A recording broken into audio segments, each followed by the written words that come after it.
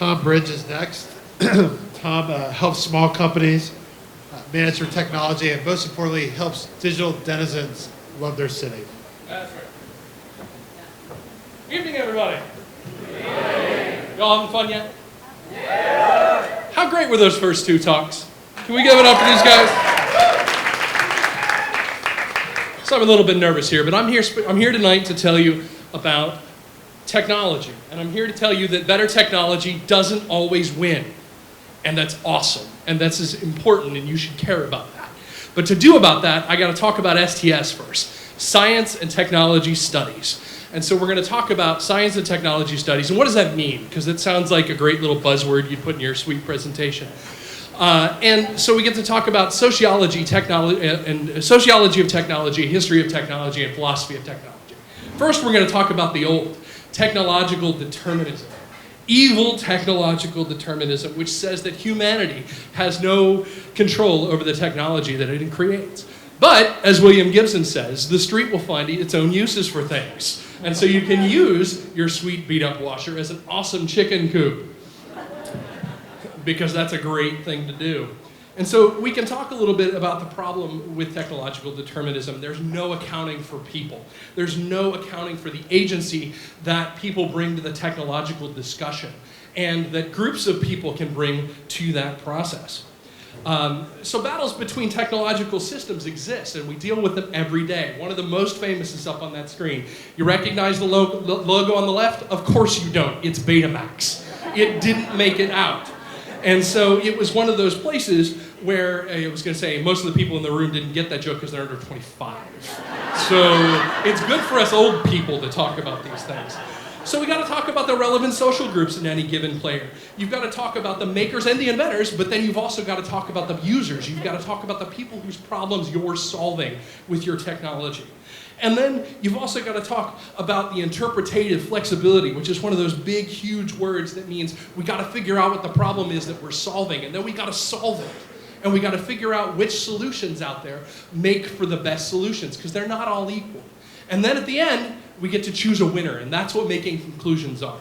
And so we've kind of stepped through in examining the social groups that were at play. We've got to determine which problems we solve and then make a decision as a society. And we do that through markets, we do that through participation, and we do that through social media even. And it's fantastic to see it. So how do we use this framework? And this is my one slide that I cheated on because I used it twice.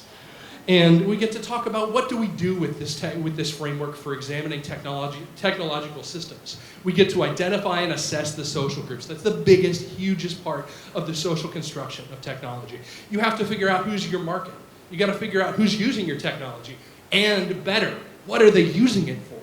If you're a dryer manufacturer and you've got a huge subset of your population solving their problems and by using their dryers as chicken coops, then you've got to come up with what the use is for your technology and focus on that structure. And so we have to define the problem before we can define the solution. And that kind of steps us back a little bit into an earlier slide where I talked about the logo that no one recognized. Because it's a point where Betamax had a long, full life long after it stopped being Betamax, because their build quality was higher and their image fidelity was tremendous.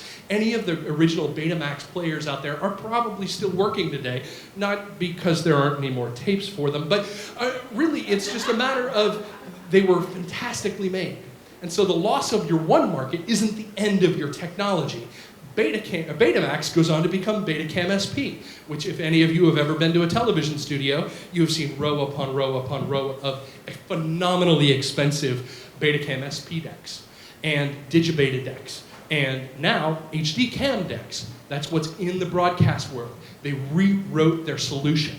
They reframed the problem. They figured that the problem was people wanted cheap solutions for their home use, but they wanted a better solution for their technology at the broadcast level. And so those competing narratives that exist there are important. So we need to talk also about systems that win. Twitter is a phenomenally good example here. I can see that everyone's reading as fast as they can. But at that point, every feature that's in Twitter right now is socially constructed. It was built by the community and then canonized.